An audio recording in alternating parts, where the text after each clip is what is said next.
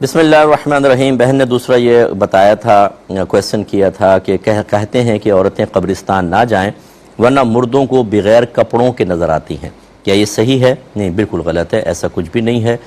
دیکھیں، ہزاروں لوگ ہیں شہدائے احد کے مزارات پہ حاضر ہوتے ہیں، اس میں جنت البقیع کے قبرستان میں حاضر ہوتے ہیں، اگرچہ عورتوں کو آگے جانے کی اجازت نہیں، لیکن بہرحال جب مردہ کیا صرف قبر کے پاس آئے گی تب عورت کو دیکھ سکے گا؟ اگر اتنی نگاہ ہے اس کی تیز، یا اس کو اللہ نے اتنی صلاحیت دے دی ہے کہ وہ قبر کی منو مٹی کے نیچے سے دیکھ سکتا ہے، تو پھر دیوار کے پیچھے سے بھی دیکھ سکتا ہے۔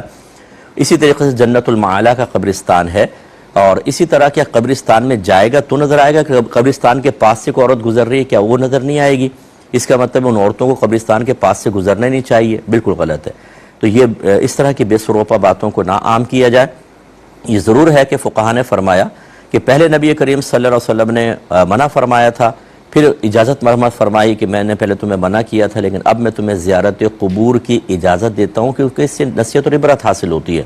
اور یہ حکم مرد عورت دونوں کے لیے ہے۔ جو علماء منع کرتے ہیں وہ اس کا مطلب یہ ہے کہ بے پردہ عورت نکلے، وہاں جا کے جزا و فضا کرے گی، یا وہاں قبرستان ایسا ہو کہ تنہائی ہے، کچھ بدماش قسم کے لوگ خدا نہ خواستہ عزت کے مسائل کر دیں گے جیسے بعض جگہ دیکھا گیا ہے، یا وہاں اتنا رش ہے کہ عورتوں مردوں کا اختلاط ہے، ایسی جگہ پہ عورت کا صرف قبرستان میں قبر کی زیارت کے لیے یا ایصال ثواب کے لیے جانا منع کر دیا گیا۔ لیکن اگر تمام تر قیودات کے ساتھ کوئی خاتون جاتی ہیں، باپردہ ہیں، محرم کے ساتھ ہیں، مردوں عورتوں کا اختلاط نہیں ہے، تو بالکل وہ قبرستان جا سکتی ہیں آج کل کے دور میں، اور جا رہی ہیں، اور لاکھوں عورتیں جا رہی ہیں۔ اور جس طریقے سے نبی کریم صلی اللہ علیہ وسلم کے مزار اقدس پہ بھی تو عورتیں حاضر ہوتی ہیں، تو اسی طرح دیگر مزارات کے اوپر ان کا استثناء کرنا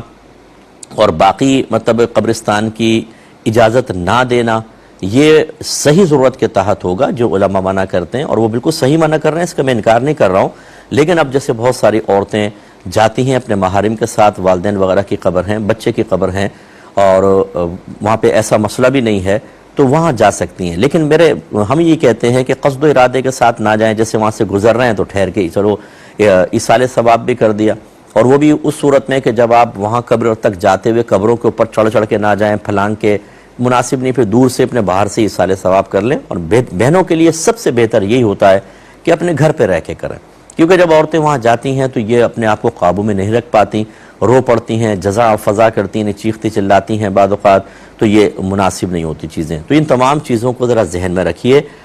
ہر مسئلہ صرف ایک ہی پہلو نہیں رکھتا، کچھ اس کے پہلو جواز کے ہوتے ہیں، کچھ عدم جواز کے ہوتے ہیں۔ جو علماء مطلقاً یعنی وداؤٹ اینی کنڈیشن منع کرتے ہیں، ان کی نیت بھی اچھائی کی ہی ہوتی ہے، وہ اسی لیے منع کرتے ہیں کہ لوگ، ہم جب کوئی ٹرمز اینڈ کنڈیشنز بیان کرتے ہیں، لیمیٹیشنز بیان کرتے ہیں، لوگ وہ سب بھول جاتے ہیں۔ فلاں مفتی صاحب نے کہا تھا جائز ہے، اچھا کن شرائط کے ساتھ، ٹرمز اینڈ کنڈیشنز کیا تھیں وہ یاد نہیں رہی، فلاں نے کہا تھا جائز ہے، فلاں نے کہا ناجائز ہے۔ اس لیے بعد ہم سے لوگ پوچھتے ہیں، مفتی صاحب بس یہ بتا دیں، تفصیل نہیں چاہیے، جائز ہے کہ ناجائز؟ ارے بھائی، ایک دم ہر چیز جائز نہیں ہوتی ہے، ایک دم ہر چیز ناجائز نہیں ہوتی، کنڈیشن سے کچھ چیز جائز ہو جاتی ہے، کچھ ناجائز ہو جاتی ہے، اس لیے تفصیل جاننا بہت ضروری ہوتا ہے۔